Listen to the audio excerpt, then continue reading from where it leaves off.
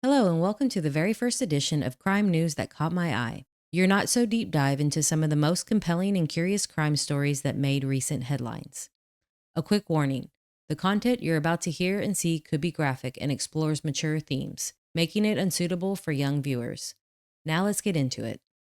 The Bitcoin Kidnapping. Our first story takes us to Manhattan, where on May 23rd, crypto investor John Waltz was arrested for the shocking kidnapping and torture of a 28-year-old Italian man. For weeks, inside a luxurious 17-room townhome, Waltz allegedly subjected his victim to horrific abuse, drugging him, shocking him with electric wires, urinating on him, striking him with a firearm, and even dangling him over a ledge. The chilling objective? His Bitcoin password. The two knew each other through a crypto hedge fund in New York, but had a falling out prior to the victim returning home to Italy. He then came back to New York in May and was abducted on May 6 by Mr. Waltz and had his family threatened as well, all in a desperate bid to extract the password. A search of the upscale residence uncovered a disturbing cachet: cocaine, body armor, ammunition, chicken wire, and even photos of the victim with the gun to his head. Waltz, whose court records show is charged with kidnapping, assault, unlawful imprisonment, and criminal possession of a firearm, reportedly didn't act alone. One can only imagine the sheer terror and the immense value of the digital assets that led this victim to endure such prolonged torment. How much was on that account? Millions, surely. In a moment of sheer bravery, the victim, feigning compliance, agreed to surrender the password. As Waltz turned to retrieve the laptop, the victim seized his chance, making a desperate dash for freedom and flagging down an officer. Waltz was subsequently denied bail, deemed a severe flight risk due to him owning a helicopter and private jet. As of May 29th, two other suspects have been arrested in connection with the kidnapping, including William Duplessis, who turned himself in on May 27th, and 24-year-old Beatrice Fulci, who had been initially charged with first-degree kidnapping and first-degree unlawful imprisonment, but her prosecution was deferred. Video game violence in Arizona. Next, we head to Mesa, Arizona, where 72-year-old Hazel Benson was arrested on May 17th for an astonishing reason: shooting her 38-year-old son over the volume of his video game. The incident occurred within a 55 and up community outside of Benson's own home. Reports indicate police had been called to Benson's residence shortly before the shooting, responding to her frustrations about the noise. Officers informed Benson that her son legally resided there. The son, attempting to de-escalate, went for a walk to calm down. However, upon his return, Benson allegedly tried to block his entry. She claimed he approached her with an aggressive posture and lunged, prompting her to fire her weapon out of fear. Unsure if she had hit him, she reportedly tossed the gun into a nearby canal. Minutes later, hearing her son pounding on the back door, Benson called 911 again. Her son had been shot in the abdomen, but thankfully sustained non-life-threatening injuries. Benson now faces charges of aggravated assault, disorderly conduct, and discharge of a firearm within city limits. Family tragedy in Florida, another one that started over a video game. A domestic dispute turned fatal in Davenport, Florida, on May 21st, when 26-year-old Azriel J. Martinez was killed by his stepfather, Kelly A. Garcia.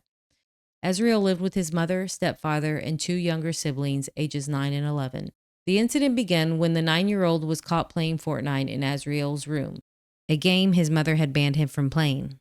As punishment, she took the child's phone, which caused them to become upset and run into the mother's room, heading straight for her nightstand where a 9mm gun was kept. The mother immediately tried to disarm the child, with the stepfather, Kelly, also assisting, and they were able to successfully get the gun away from the kid. At this frightening moment, Azriel entered the room, saw his stepfather holding the gun and his mother holding down the child, and evidently misunderstood the situation. A confrontation erupted between the stepfather and stepson. During this altercation, Kelly Garcia shot Azriel multiple times in the chest and abdomen. As Azriel turned to leave, he was shot 2 more times in the back. He was rushed to the hospital but succumbed to his injuries. His stepfather is now facing charges of second-degree murder and allowing a minor access to an unsecured firearm. Reports indicate Azriel had been upset with the relationship between his mom and stepdad, with increased arguments and tensions in the house in the weeks leading up to the shooting. Harvard Morgue Scandal. From the prestigious halls of academia comes a truly macabre tale. Cedric Lodge, the former manager of the Harvard Medical School morgue, pleaded guilty last Wednesday in federal court as part of a plea deal. Lodge admitted to selling body parts, including brains, heads, and other anatomical specimens, from approximately 2018 to 2023 to private collectors. These body parts had been donated for research and were supposed to be cremated afterwards. Disturbingly, Mr. Lodge even allowed some collectors, like Katrina McLean, who owns a shop in Peabody, Massachusetts, to visit the morgue to select the body parts they desired. 7 individuals, including Lodge's wife, who has also agreed to plead guilty, are being charged in connection with the grotesque crime. While Mr. Lodge could face up to 10 years in prison and a maximum fine of $250,000, prosecutors aren't recommending the maximum sentence. Mysterious death in Turkey. Our next story is a tragic and bewildering one. Beth Martin, a 28-year-old from Portsmouth, went on vacation to Turkey and later died under what her husband describes as mysterious circumstances. She began feeling ill almost immediately upon arrival, with her condition worsening to the point of delirium and requiring hospitalization. During her short time in the hospital, her husband states he received inadequate updates on her status and was even denied the ability to see her. It was a chaotic 48 hours. Beth was transferred to another hospital without her husband's notification, and hospital staff reportedly delayed when her mother and mother-in-law could visit as well. At one point, her husband was mistakenly informed Beth had passed away, only to discover she was still alive and on life support. She died later that evening. Turkish authorities initially suspected her husband Luke of poisoning his wife, but he was later cleared. The family asserts they weren't treated with respect or dignity. For example, Beth's mother, husband, and her friend, as well as a translator, were made to carry her body bag out of the morgue themselves. Now, here comes the truly shocking twist. Once Beth's body was brought home and examined by a British coroner, it was discovered she was missing her heart. According to the UK's Foreign Commonwealth and Development Office, Turkish coroners can legally remove organs if exceptional circumstances warrant it. A negligence investigation is currently underway in Turkey, while a GoFundMe has been set up detailing the full horrible ordeal. Sexist remarks leads to arson. In a truly shocking act of violence fueled by alcohol and a sexist remark, Australian electrician Colby Jean Walpole was sentenced on May 22nd to 7.5 years in prison for setting her friend on fire in January of 2024. The group of friends had been drinking all day when Walpole's friend of 9 years made a derogatory comment, telling her she should go to the kitchen and make some scones instead of drinking with the boys. Walpole responded by pouring 5 liters of gasoline on the victim. She stated that before the attack, the victim was egging her on and repeatedly saying, "Go on, do it." And then she did it. His friend heard him screaming and saw him engulfed in flames. They desperately tried to put him out with a dog bed, which proved ineffective, and the victim was ultimately thrown into a pool. He suffered from third-degree burns over half of his body. Walpole will be eligible for parole in November 2029. 2 officers found not guilty of assaulting a 92-year-old man. A recent court case came to a close at Southwark Crown Court on May 28th, where 2 police officers were found not guilty for an incident involving a 92-year-old amputee confined to a wheelchair. The incident, which happened in June 2022 at the care home of Donald Burgess in St. Leonards-on-Sea, East Sussex, led to the man's hospitalization, where he contracted COVID-19 and died 22 days later. The following video of the incident was released and contains disturbing scenes involving an elderly person. On the floor. Pop it on the floor. Donald, pop it on the floor. There many more. As many as we need. Put the knife on the floor now, or you'll be sprayed. Do as you're told. Put it down. Put it down. Donald, put it down. Seriously? Last chance. Can you hold that door? I can't get a good angle. Donald, put it down. Put it down now. Come on. Last chance. Right. Put it down. Drop the knife. Drop the knife. Put it on the floor. Do it now. Drop the knife. Donald, drop the knife. Donald. Put it down. Put it down. Taser.